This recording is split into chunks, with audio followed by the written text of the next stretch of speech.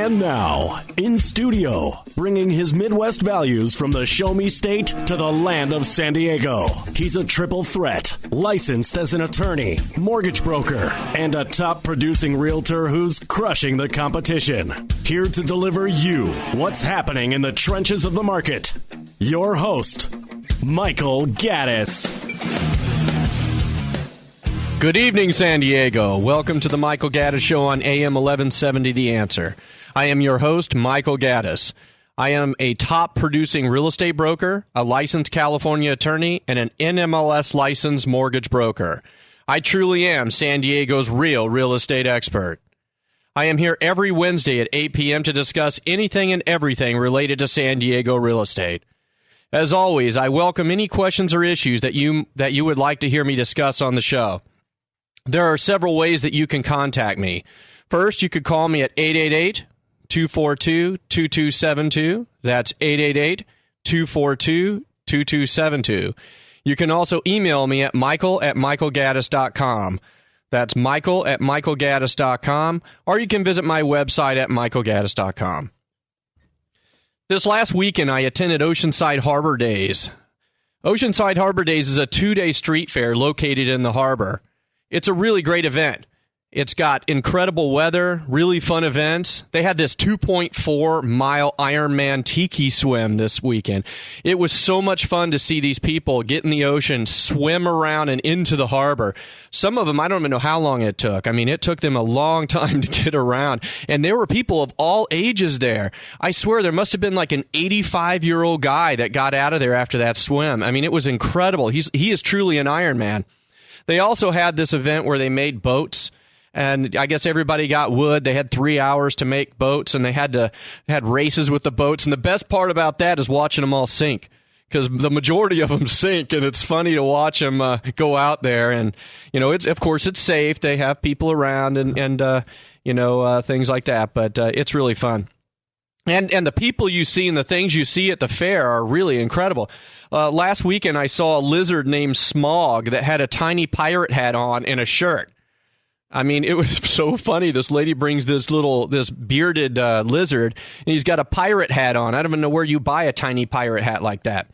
The other thing is I had a bunch of pirates invade my booth. There was about 10 of them walking around. They were from the Royal French Privateers of Clan Darksail. There are about 10 pirates in the group, and they came over, and I guess they're a group of people that dress up as pirates, and you can hire them for your events. In fact, their Facebook page claims that they have been in numerous television and movie roles. If you want to see a picture of the pirates invading my booth at the Harbor Days, you could go onto my Facebook page, facebook.com/Frontier Loan Group, Inc. Also visiting my booth during Harbor Days was none other than Santa Claus. I kid you not. He was on vacation from the North Pole. He stopped by my booth to gather some information about reverse mortgages. Santa was very interested, I should say. To see a picture of me with Santa, you can also go to my Facebook page, facebook.com/frontierloangroup.com. Well, it's that time again. Property tax bills are on their way. Fun, fun, fun. So when you open up your mailbox here real soon, you should be getting your property tax bill. I guess there's around 1 million county residents will end up getting this tax bill here real soon. Now, it's very interesting. This article I read in the San Diego Union Tribune talks about how much the proceeds are that they gather and who the highest paid person is. Qualcomm will have to pay a property tax bill of $8,547,434.64, more than any other entity. Yeah, that's right. $8.5 million property tax bill. So when you get yours, I guess it's not that bad, right? Well, the other thing I want to talk a little bit about, in the past couple episodes of my show, I've been talking about the development up in Carlsbad, the Agua Hedionda project. And it looks like, the city council and the mayor had passed a proposition to allow the developer, Rick Caruso, to develop this plan, which is going to be around Cannon Road, up around the Agua Hedionda lagoon. The plan, called the Agua Hedionda 8515 plan, called for developing 15% of the lot and preserving 85% of the lot. Now, at first, it seems like that sounds like a really good idea. They're going to preserve the strawberry fields. They're going to preserve a lot of the beaches and the water and everything up there. But believe it or not, there is opposition to it.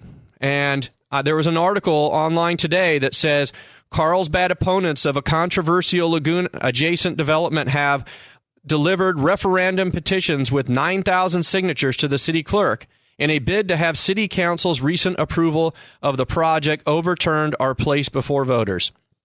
Now, I have been asking for the last couple of weeks why people would be opposed to this particular project, because this particular project is going to bring Nordstrom's to Carlsbad and a lot of other high-end high-end retail establishments. So I was wondering who would be opposed and why, especially when the plan calls for such preservation.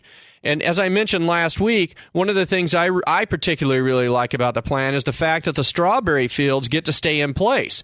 And I met at Harbor Days one of the people who are opposed to this plan. And I asked them specifically, why are you opposed? Because when I've asked this question before, all I get is that we don't like rich people from Los Angeles coming down trying to develop Carlsbad. Well, to me, that's not really a fair assessment of your opposition, because why would you be opposed just because a rich guy's coming down to develop the land? So for the very first time, I got some decent answers. And it appears that there's a couple things. The person that I spoke to was with the Audubon Society, so obviously she is very concerned with taking what is now a wildlife habitat and even developing it and even preserving it with parks and things like that. She's just concerned that, that there's going to be an impact on the wildlife. And she believes that it should stay the way it is, that it shouldn't necessarily be developed and parks shouldn't be developed. And she's not sure if enough safeguards are put in place to protect the wildlife that's there.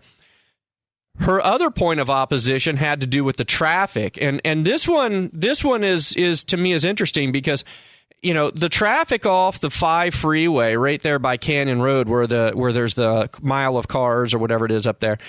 What she was saying is they're not sure if the freeways are basically designed to handle the increased traffic flow that would come off the freeway and into that area of Carlsbad.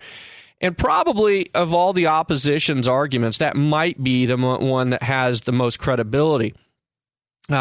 Because, excuse me, because if you've ever driven up in that area, you could see the slowdown that occurs right around those particular exits. So, when I was talking to her, I kind of complimented her on the eloquence of her opposition.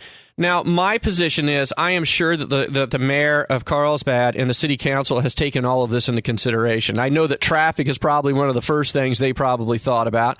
We hire these elected officials to kind of, assume that they're going to represent our best interests and Carlsbad's best interests and that they are going to perform their due diligence. So, I'm going to put my, kind of my feelings kind of with the pro department. But, I think that the process needs to be, to go to fruition. I think that, the opposition has a right to be heard. And if they have the right to sign a petition to, force it to a vote of all Carlsbadians, then they should have the right to do that. Now, whether I agree or disagree with their position is not really important. It's just the fact that they should have the right to be heard, as long as their arguments, in my opinion, are substantive and not just a lash out at a particular person just because he happens to be a very wealthy developer from Los Angeles. Now, going on to another one, the Oceanside City Council just okayed a new home development near Mission San Luis Rey. Now, this one is going to bring 420 new homes to Oceanside.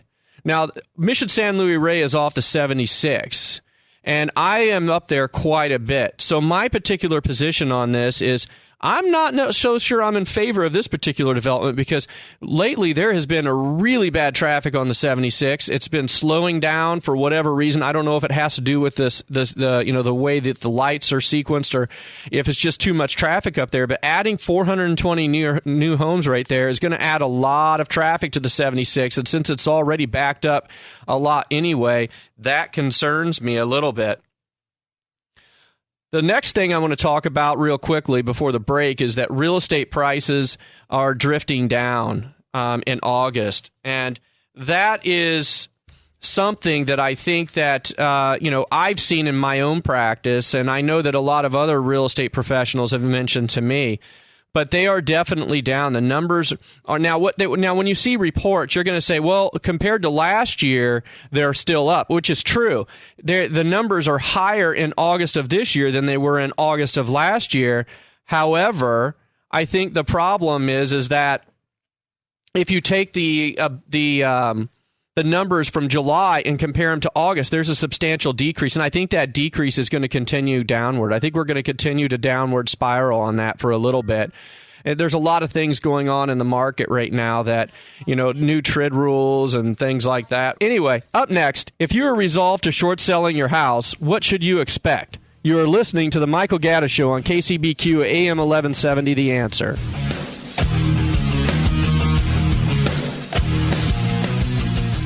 AM 1170 The Answer and AM 1170theanswer.com.